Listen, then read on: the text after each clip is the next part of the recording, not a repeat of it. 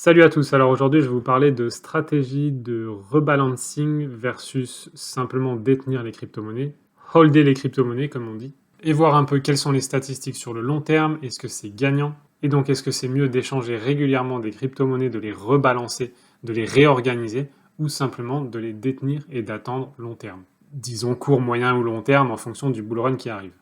Donc tout ça, c'est des statistiques que j'avais lancées moi il y a déjà pas mal d'années et que je laissais tourner pour voir un petit peu. Donc c'est en gros des statistiques que je faisais qui prenaient le top 20 des cryptos et qui les échangeaient par exemple dès qu'une crypto est montée de 5%, 10%, 15%, 20%, 30%, 50% et qui les rebalançait sur une autre crypto qui elle était moins montée ou voire descendue.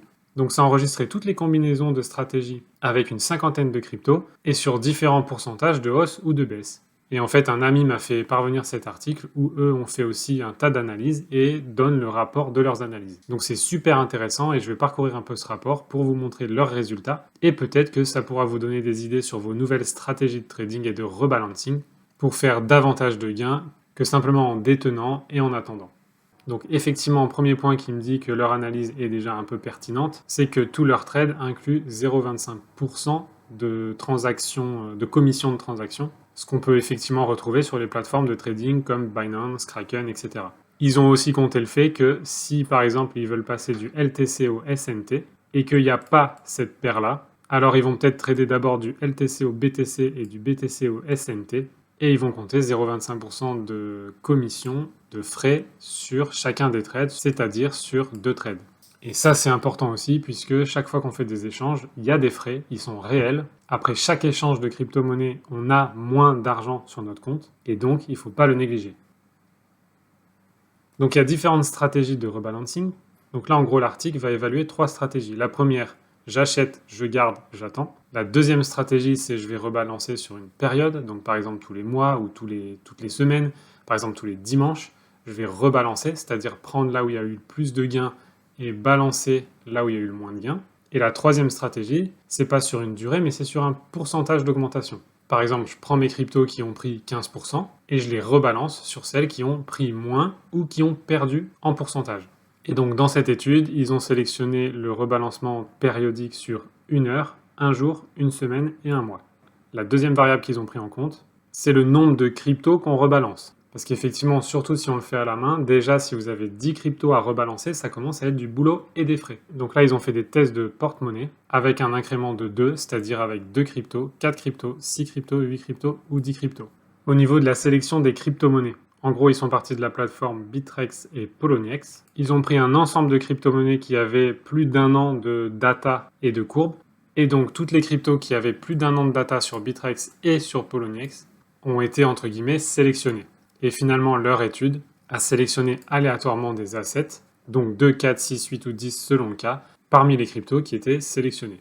Et donc, effectivement, ils n'encouragent pas du tout cette stratégie aléatoire. Et moi, je ne l'encourage pas du tout non plus, puisque ce que j'ai observé dans mon résultat de stratégie, c'est qu'il faut vraiment des cryptos qui tiennent la route et pas qui s'effondrent. Parce qu'en fait, sinon, tout l'argent va être drivé vers les cryptos qui s'effondrent, puisque c'est celles qui perdent le plus. Sauf que si elles continuent à s'effondrer, ben vous allez tout perdre dans la crypto qui s'effondre. Donc là, moi, pour la stratégie, je suggère vraiment des cryptos qui sont solides. Par exemple, du top 20, vous en prenez 4-5 du top 20 et vous faites votre rebalancing dessus. Ou tout simplement des cryptos que vous savez vont fonctionner sur le long terme. Voilà, et tout ça, ils ont backtesté en masse pour avoir toutes les combinaisons de résultats possibles en fonction des différentes variables qu'ils ont sorties. Donc ici, par exemple, on voit leurs résultats sur un porte-monnaie de 2 cryptos, rebalancé toutes les heures, rebalancé tous les jours, toutes les semaines ou tous les mois. Donc pour lire ces graphiques, ici en bas sur l'abscisse, on retrouve donc le pourcentage de gain-perte par rapport au fait de détenir la crypto et de la garder et de ne rien faire. Et ici, c'est le nombre de backtests, donc de tests qui ont été effectués et qui se retrouvent dans ces proportions-là. Donc ici, on voit que le plus grand nombre de tests se retrouve ici, c'est-à-dire entre, disons, moins 14% jusqu'à 50-60%. Ça veut dire qu'ici, toutes ces stratégies sont meilleures que juste le fait de détenir de la crypto et d'attendre. Et on peut voir combien de stratégies ont été meilleures. Donc ici, on voit que c'est mieux réparti. Si on rebalance toutes les heures, on voit qu'il y a davantage de stratégies qui se retrouvent dans les hauts gains. Si on rebalance tous les jours, on voit que ça commence à se regrouper vers les 50%. Ici, pareil, Et ici, si on rebalance tous les mois, on voit que ça se regroupe vers les 12-24%. Donc finalement, la stratégie One Week me semble la meilleure, étant donné que on a davantage cette cloche, donc davantage de tests qui vont se retrouver entre 12 et 50%, alors qu'ici, on a davantage qui se retrouvent à des 11-22% ou moins, donc plus de risques ici. Bref, je ne vais pas faire de toute façon tout en détail, je vous mets ce lien en description de ma vidéo si vous voulez creuser par vous-même, mais l'idée c'est d'avoir une idée de leurs résultats pour savoir qu'est-ce que vous pouvez mettre en place vous. Donc ici, c'est le classement médian, alors attention à ne pas forcément le prendre en compte, qui a surperformé de 93% le fait de détenir et d'attendre, avec un rebalancing de 1 heure, qui a surperformé de 43% pour un rebalancing de 1 jour, etc. Au final, moi, dans ce genre de résultats, j'aime pas les extrêmes, c'est pour ça que je partirais sur le one day ou le one week, parce que le one hour peut être effectivement très performant, mais il peut être aussi très désastreux selon les cas. Ensuite, il y a l'étude sur des portfolios, donc des porte-monnaies de 4 à 7, etc. Là, on a 6 à 7, etc., 8 à 7. Donc, je ne vais pas rentrer dans le détail. Ici, 10 à 7. Et ici, la comparaison de tous les tableaux. Donc, finalement, ce qu'on peut voir, c'est que sur 10 à 7, les résultats ont l'air meilleurs que sur 8, que sur 6, etc. Et les résultats ont l'air meilleurs sur 1 heure que sur un jour, que sur une semaine, que sur un mois. Donc ça, c'est pour la stratégie de rebalancing sur une période donnée. Donc ça, c'était un peu pour nous mettre en jambe. Mais finalement, ce qui nous intéresse, c'est quelle est la meilleure stratégie et celle qu'on peut essayer d'implémenter nous-mêmes en ayant des résultats sur des milliers de tests. Donc c'est là que je vous mène à la deuxième étude, que je vous mets aussi en description de ma vidéo. Et donc là, ça va comparer notamment les rebalancing de période et les rebalancing de seuil, c'est-à-dire de pourcentage de gain-perte. Donc ici, dans cette étude, ils ont aussi analysé des rebalancing une fois des gains de 1% obtenus, 5%, 10%, 15%, 20%, 25%, 30%. Donc là, le rebalancing ne se fait pas au bout d'un temps donné, mais au bout d'un pourcentage de gains donné. Donc l'idée, effectivement, par exemple, si vous avez 4 crypto-monnaies, vous partez à 25% d'équivalent dollars ou euros chacune. Et puis au bout de 24 heures, par exemple, il y en a une qui vaut plus que 20% en équivalent dollars, 23%, 27%, 30%. Et donc l'idée de ça, c'est de rebalancer. Donc le 30%, il va retourner à 25%, et vous allez rebalancer dans les autres pour avoir à nouveau un quart de dollar sur chaque crypto. C'est pareil en ce qui concerne le temps. Que ce soit un rebalancing avec le seuil ou au bout d'un certain temps, c'est exactement pareil. En fait, vous rebalancez les cryptos qui ont le plus pris de valeur sur les cryptos qui ont le moins pris de valeur. Donc pour ces backtests, ils en ont exécuté 7000 à raison de 1000 par seuil. Et les seuils, les voilà, 1, 5, 10, 15, 20, 25, 30%. Et cette fois, ils ont analysé seulement un portefeuille de 10 crypto-monnaies. Et ils vont le comparer au fait de détenir de la crypto et d'attendre. Donc ils démarrent effectivement avec 10 cryptos alloués à 10% du porte-monnaie, ce qui est normal. Et chaque trade inclut un frais de 0,1%. Donc ici, ils ont ajouté le fait que le porte-monnaie démarre avec un montant initial de 5000 dollars et qu'ils ont fait cette étude entre janvier le 1er 2020 et le 31 décembre 2022. Donc ça fait 3 ans, tout 2020, 2021 et 2022. En sachant que c'est une période intéressante puisqu'il y a eu beaucoup de montées et beaucoup de descentes. Bull market et bear market.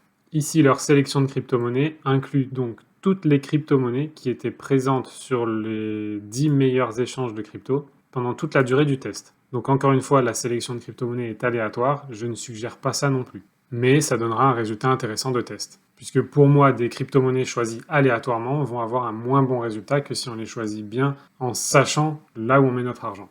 Donc là, c'est un peu de logique mathématique pour savoir comment ils calculent en pourcentage si leur stratégie est mieux que le fait de détenir et d'attendre. Ici, ils nous montrent donc la fenêtre de backtest, donc depuis le 1er janvier 2020 jusqu'au 31 décembre 2022. Et on voit qu'on a connu effectivement un gros bull market, un bon retracement, un rebull market et un beau bear market. Et quelques zones assez flat, donc on a un peu tous les cas de figure. Alors, quels sont les résultats? Ici, donc, avec un rebalancing de 1%, en cas de gain de 1%, on a ce genre de résultat-là. Et ici, on voit que la grosse majorité reste en dessous du fait de détenir. Donc, risqué ici pour 1% de faire mieux que simplement détenir et attendre. Ici, avec 5%, pareil, on a quand même pas mal de négatifs ici, mais on sent que la majorité commence à se déplacer vers du positif, c'est-à-dire du mieux par rapport au fait de holder. Avec un rebalancing de 10%, ici ça commence à s'étaler et on voit que le plus grand nombre de tests est positif par rapport au fait de holder. Ici on a le résultat à 15%, donc on a toujours cette partie-là un peu négative par rapport au fait de holder, et ici on est plutôt positif. Donc on commence à avoir ici une majorité de stratégies qui sont gagnantes. Ensuite, on a les résultats pour 20%. Là aussi, si vous voulez plus de détails, je vous mets le lien en description, vous regardez par vous-même, comme ça je peux avancer un peu plus vite. Et ici, 25%. 25%, on dirait que c'est tout le temps gagnant.